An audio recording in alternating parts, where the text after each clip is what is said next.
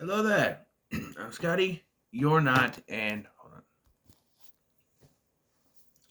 And now that I've reviewed season 5 of The Flash, it's time to look at the crossover that came that season with ElseWorlds, featuring that. Batwoman doesn't count because the show technically premiered after this season was over, but I figured since she's a part of it, I'll add it to it. And yes, I know that Arrow and Supergirl seasons aren't the right ones. I don't have them. So the latest seasons that I have, I only have the first 2 seasons of Supergirl, and I have the first 5 seasons of Arrow. That's gonna have to do. The only thing that really is correct is the Flash, but the Flash is my favorite one of all these, so I get the seasons almost right away. So it took me a couple weeks this time to get the newest season, but here we are. And so Elseworlds, if you don't know the term, is a term in comics where it's a story that's not in the DC Comics continuity, the continuity of the current run of comics. It's its own separate story.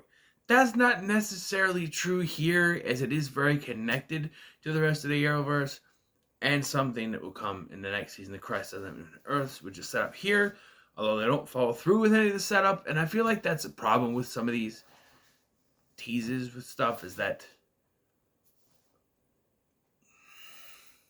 I don't know, at the end of season 5 of Flash, Eobard Thawne says, I'll see you in the next crisis. He's not in Crisis on Infinite Earths, so he's not in the next crisis. And then they tease something in the end of this, which I'll get to when I get to the end of it, that also doesn't have anything to do with Crisis. So, who knows? But yes, the story here is that Barry and Oliver wake up in each other's bodies, and no one else knows that they're different. To them, they are like Barry is Oliver, Oliver is Barry, because reality has been rewritten by Dr. John Deegan, known as Dr. Destiny from the comics. He's been given this book by the Monitor, who, and he's rewritten, and basically they have to go and get help from another Earth to see if they can tell, and they have to stop Deegan and other things throughout this crossover. So I did say that I thought Crisis on Earth X felt like one big thing, like one big crossover. There was no little things. Well, that's the same can be said here. The same can be said here. I do feel like this, even though there's one villain each part, there's only 3 parts this time. It's Flash, Arrow, and Supergirl. No legends, they weren't in this. Well, one legend is, but that's in the 3rd part. But each part does feel different because different circumstances happen within. The first part is them trying to figure out what's going on, why they're switched, talking to Supergirl and Superman. In the second part, they go to Gotham City. That's where we get Batwoman. And then the third part is another reality that's very Supergirl-centric, so to speak. There's an evil Superman. There's a different version of Alex Danvers. Brainy and Jean show up. That sort of thing. There's another Jimmy Olsen. Yeah.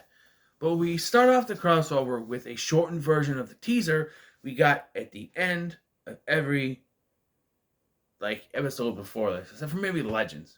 I don't think they did one because they weren't connected, but for Arrow, Supergirl, and the Flash, there's the teaser that goes to Earth 90. We see John Wesley Shipp as the Flash from the 90s show calling up to the Monitor, and it's teasing this. We get that, and then we get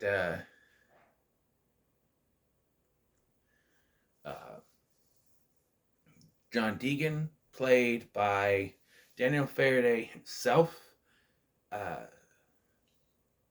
What's his name? I can't think of his name. I'm not going to dig out my lost DVDs either.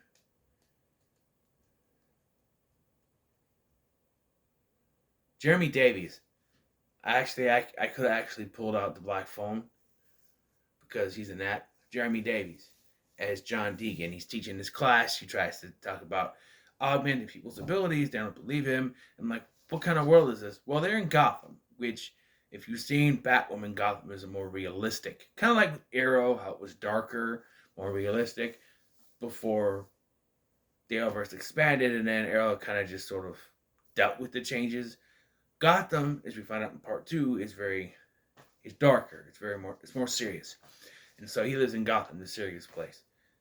Mara Novu, or Monitor, played by Monica Garrett, shows up and says, you have the power to change destiny, basically. And then we smash cut to Oliver waking up in Barry's bed with Iris saying, honey, breakfast is ready. And more terrifying words have never been spoken.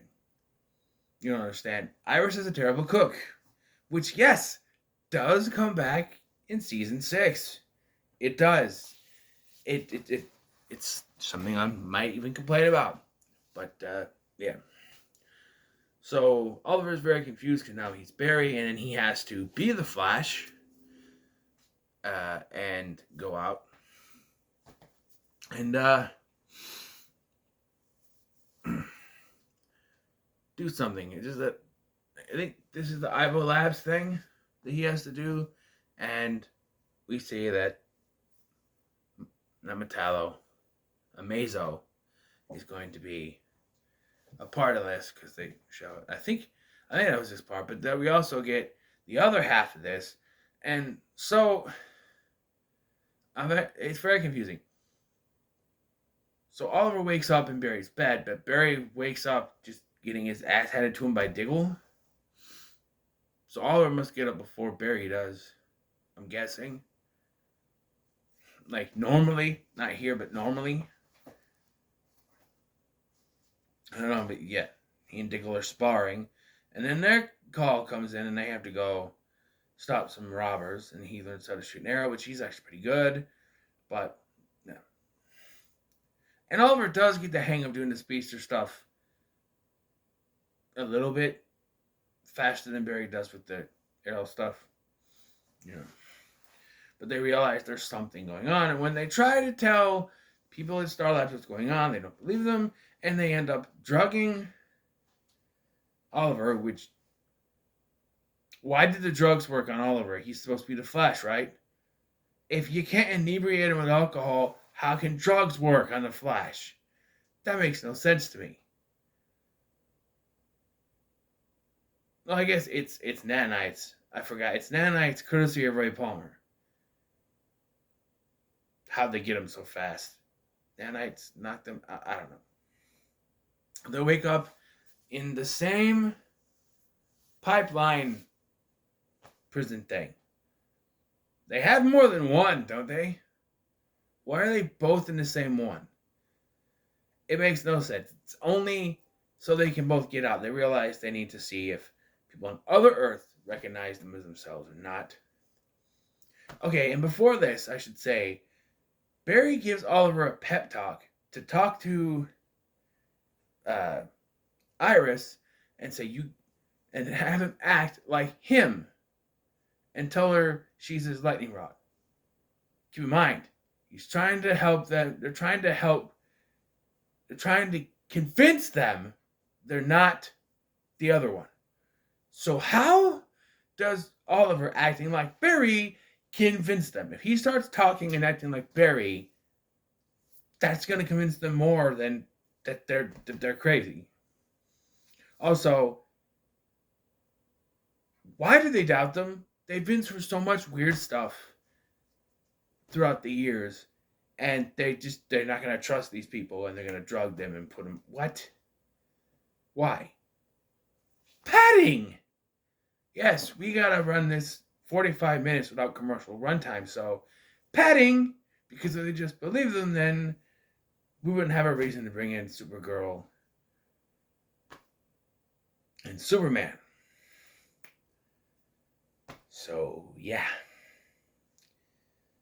So, Barry and Oliver convince Iris, or Barry convinces Iris to let them go, And they jump through the portal to Earth 38, and we hear, "Somebody save me." You don't understand. As a big Smallville fan, when I first heard that, I went, "Whoa!" That got me. And even today, knowing it was coming, I still got excited. I'm so excited because, yeah, and yes, it's the same farm set they used in Smallville. But yeah, and we're gonna get our first introduction to Lois Lane, which, why are we just now? Superman has been a part of Supergirl since season 2. This is now season 4, and this is the first introduction of Lois Lane in this crossover. And yes, her and Superman's relationship was already, they've been together a while. Certain things happen. I'll talk about at the end of this, but yeah. And of course, they recognize Barry and Oliver as themselves. So it only affected their Earth. But that stands to question, if there is such a reality-altering machine, reality-altering thing, why does it allow them to jump to another Earth? You think if it altered reality, there'd be a blockage on them from jumping to another Earth. But you gotta have that due to circumstances with another character later that shows up in the second part and really doesn't do anything. While they're gone, though, we see that the training in reverse, where Oliver is now the Flash running towards Barry is Green Arrow, and he does the shooting thing. Well, didn't Barry get shot in the legs with it, or no, it was the back, wasn't it? But yeah, he does it, and yeah, this is done just to do it in reverse, basically. Meanwhile, on Earth 1, the ElseWorlds has been freed and is now causing problems because it can take people's abilities. Yeah, it takes Ralph's and Killer Frost's abilities.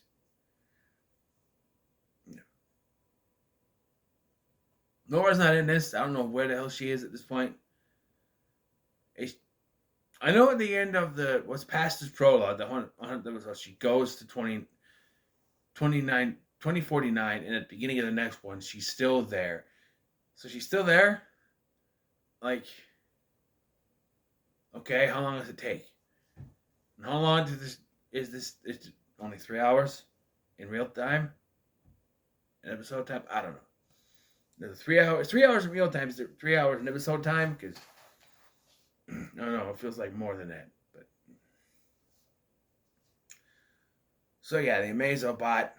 So they bring Superman and Supergirl over, and to help, and they have to do this thing to defeat it. It sucks up their powers. They try to go at it fast, so it doesn't, but it doesn't work because, of course, it doesn't. Hit me that quick. And this is the villain of this episode. It is. There's like 3 different villains if you really think about it. Although the last 2 are technically the same person. Sort of. We'll get to it. But, yeah. And, so they're able to defeat Amazo by having Kara and Clark hold him while Oliver phases towards him, and Barry shoots the arrow.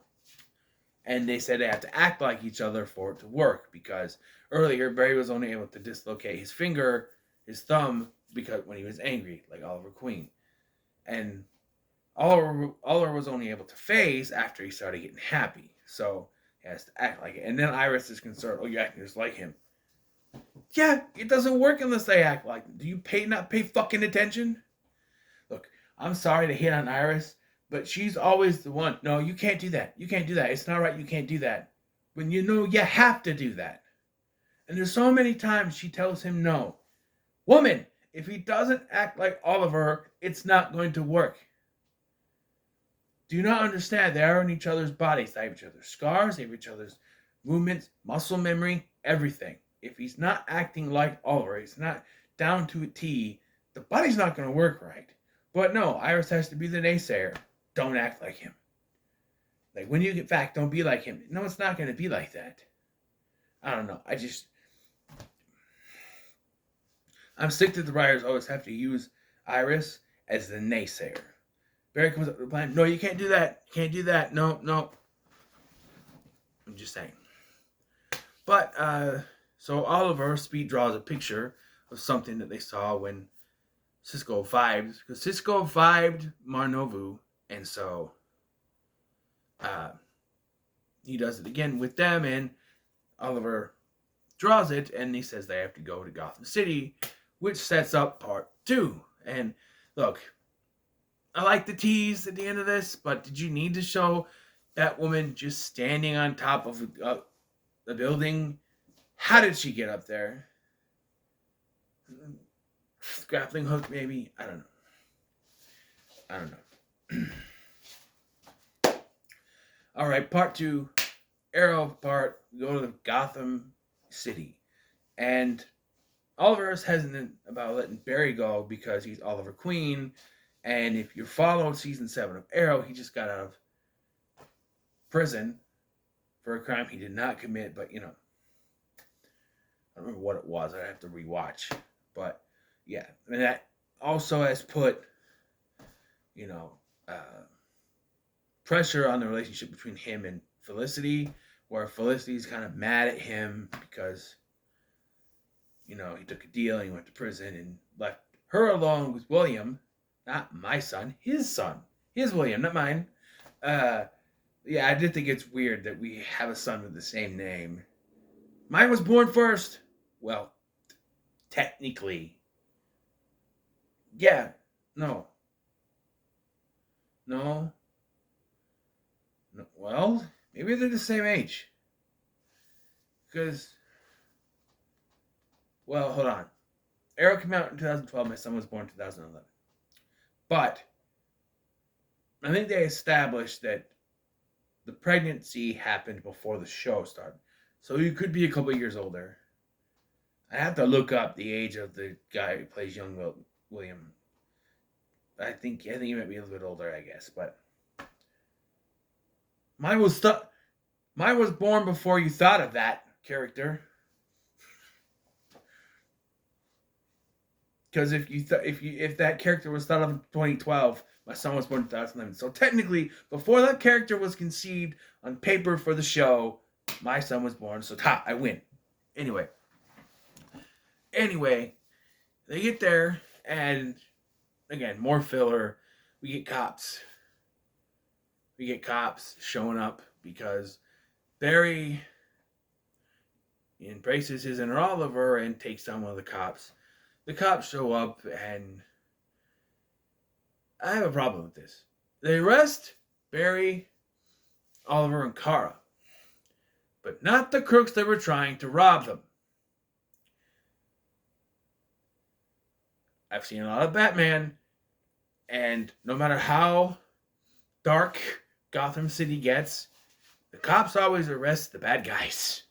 And they only seem to arrest the 3 protagonists and not the antagonists, which doesn't make much sense. But they are bailed out. They mentioned that they try to get a hold of Laurel Lance, which it's Earth 2 Laurel Lance, so she's being a dick. She's being a bitch, and she's not breaking this in. A night in jail would serve them right. And they get freed. By who? They think Bruce Wayne. And all I think about seeing this part is how cool it would have been if it was actually Bruce Wayne. Nothing against Ruby Rose's Batwoman, but I've always wanted a live-action Batman series. And I'm not talking about Adam West, a serious one. I'm not talking about Gotham either. Gotham was good. Don't get me wrong, it was a good show. I need to get a hold of the complete series so I can start rewatching that again because I've only seen the first 3 seasons. I started watching a couple episodes of season 4, and I wasn't able to finish. So I need to get back on that. Sorry. Something wrong.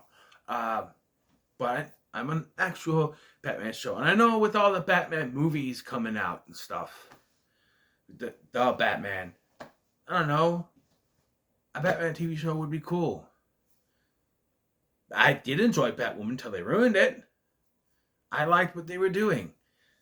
And then they blew it, in my opinion. I've kind of shared my opinion before, but I think not just recasting Kate Kane and instead introducing an entirely new character for no fucking reason and taking the show away from Kate Kane when the show was supposed to be all about her. Everything in season 1 was building this story with her and her sister and everything. And it's this new, unrelated character who, from what I hear, just finds the suit in the trash. Is that right? What a lazy... If that is true, I don't know if I'll ever actually... If it's on Netflix, I'm not going to buy them. But if it's on Netflix, I might check them out. That how Brian Wilder gets the suit. I might actually need to rewatch them with The Flash. Bringing back that character for Red Death, which again, why? If you're going to have an evil Batwoman, let it actually be the evil Batwoman. Bring back Ruby Rose. Especially if it was just for a few episodes. But guess what? You can do that. To me, Ruby Rose is the one and only true Batwoman. And after season 1, the show doesn't exist to me. Because they just threw it off. Because I know what happened with the character of Kate Kane, and it just goes down the toilet. Because they wouldn't recast her, so they brought in a new character. And then they recast her. Why not just save all that money and just recast her to begin with? And the person they recast her with, I can't remember the actress's name. She was on Krypton.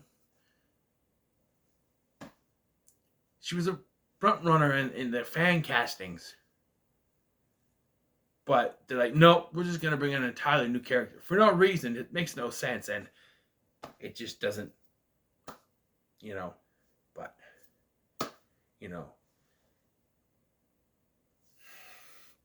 maybe I thought, okay, we have a character who's on the LGBTQ, in the LGBT world. That's great. Let's make the show just a little bit more woke and make her African American. I don't think that's exactly how it went, but the fact that that this actress was African American probably was part of it, which I have no problems. From what I've seen her, she's a good actress. The small part in Armageddon, she's a good actress, so maybe she was the best for the job. Good on her. I just think they should have stuck with Kate Kane. Did I say Ruby Rose earlier? Kate Kane is Batwoman, is what I meant. Kate Kane, whether it's Ruby Rose or another actress to come in. You can even get the actress who played the evil version is from who played the recasted version and say it's an evil version. I don't know. I'd accept it, but anyway, back to this. Again, though, I would love for it to a Batman to send there, but technically Oliver was Batman because everything they did, they had to... It's basically Batman, if you think about it. But, yeah, she says you gotta leave Gotham City as soon as possible, but as soon as you get done with what you're doing. So they're trying to figure out, find John Deegan. And luckily, she knows who that is. So, he works at Arkham. So he was this guy in teaching some class or whatever it was. And so he had all the powers in the universe at his fingertips. Right? To warp reality. And he swaps the Flash and Arrow and then makes himself head at Arkham. I think it's implied he tried to make himself the Flash, but didn't get to work. But yeah, we go into Arkham and there's some names on there. One is M. Guggenheim, which is Mark Guggenheim, which is one of the producers for Arrow. And there are some other ones. Mr.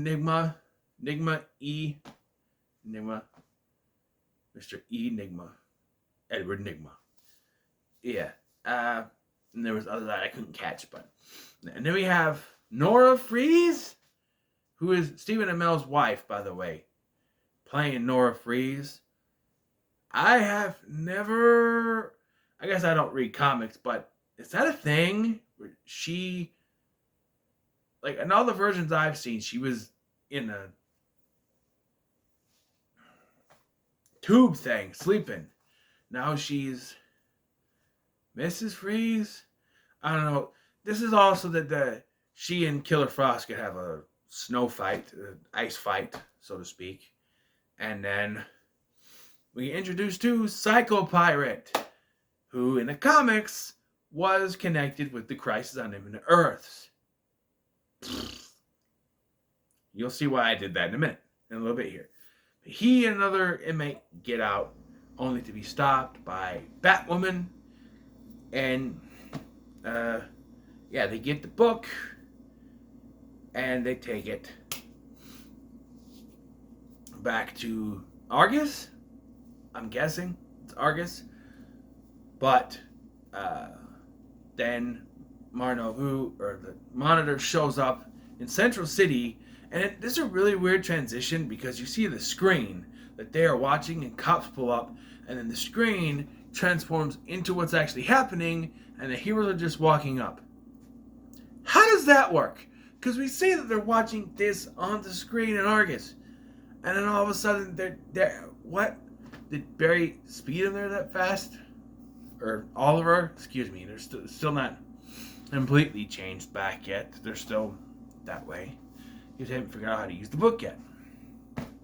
But they tell them, before this I should mention, when they were trying to figure out what's trying to come through the Red Lightning, which also connects to Crisis, it's the Earth 90s Flash, that Barry Allen, who looks at John Diggle and says, "Where's your ring?"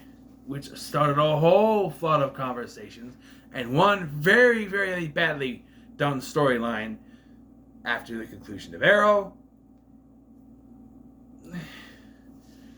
which, started hinting that he was the Green Lantern on Earth 90. And so that led to a story with the ring that went absolutely fucking nowhere because they don't know a good thing when they have it.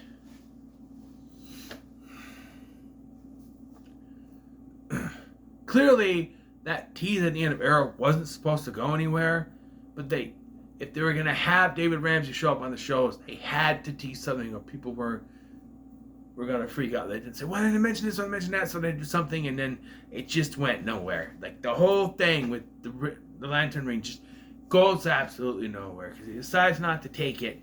And now the John Diggle we're seeing us with Man Lois is a different Earth. For all purposes, he could be a Green Lantern, I guess, but I don't know. But yeah, so they all go into the city through the bad transition thing. And then Nobu gets the book back. He takes the Deacon and says, "Think bigger." So he changes reality again. Oh, by the way, the Monitor kind of just poofs Earth 90 Flash. So thanks for the cameo, I guess. We'll see you in Crisis, which we do, but it doesn't explain what. I don't know. It's very confusing. We find out in Crisis that he was poofed to where the Anti-Monitor was. I don't know. I have to rewatch that. But anyway.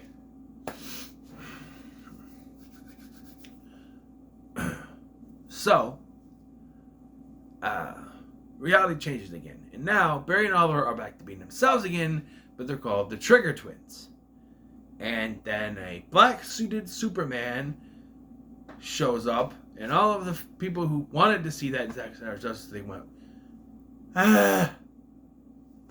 like, you could show us on TV, but not in Zack Snyder's Superman. And even the version we got in Zack Snyder's Justice League wasn't really technically the one. Like, he should have scraggly hair and a face stubble, which is all the more confusing where they said they had to CGI around his mustache. Just give him a beard. Just give him a beard. the Black Suit Superman had that, you know. He had stubble. Watch Superman Doomsday. You'll know. I'm just saying. Anyway. You see, he had stubble at least. But how's Superman shape? Laser vision? I know that Lois and Clark used the laser vision, so maybe that's it. Kryptonite blade. Oh no, I tore off my cheek. So yeah, this sets up part 3, the Supergirl part. And so we start right where that one left off, where the Black Suit Superman, who's actually John Deegan, not Superman, is chasing after them, but Oliver shoots a radio tower, which allows them to get away because Superman has to protect people, right? We find out that Caitlin, Diggle, and Alex are all working for Deegan's Superman. But Alex is the Earth 1 Alex Danvers, who I guess exists. Didn't know that until now, but yeah. Earth 1's Jimmy Olsen is a thug, and Cisco Ramon is the head of a crime gang. They go to talk to Cisco so they can breach to Earth 38, where they get help from Superman. Meanwhile, Kara is held captive by Deegan Superman, Super Deegan, because he doesn't know who she is, and there's no past with her on this planet except for the Earth X crossover from the previous year. And so she and Superman have no history here, so he's very confused. Yeah, he turned himself into Superman. He couldn't, I guess since she's not from this Earth, he can't rewarp her, which is very confusing because it warps reality. So you think, again, I don't know. It's because they couldn't figure out what to change her or something. I don't know. But eventually she's able to convince Earth 1 Alex Danvers to let her out, which doesn't go in the right way. But they're able to get Superman back to this Earth. And he gets a hold of the book and starts rewriting things. And gets Oliver and Barry back to their own outfits, which is kind of a downgrade for Oliver because he's not the Flash anymore, but they didn't have any powers at this point. So he's got Oliver Queen, which, by the way, is something I got to mention. During the Amazo thing, Amazo takes Oliver's powers. What powers? You see the Arrow logo on his chest. I'm like, what abilities is he taking? Agility? What? Oliver's a human being. He has no actual powers. He's a vigilante. That makes no sense. I don't know. Also, Metallo comes back again, but Jean and Brainy, or Martian Manhunter and Brainy, show up. Brainiac 5 show up. Yes, I will take this one. I think this was during the time of Smart Brainy. I don't remember. I only watched Supergirl up to season 5.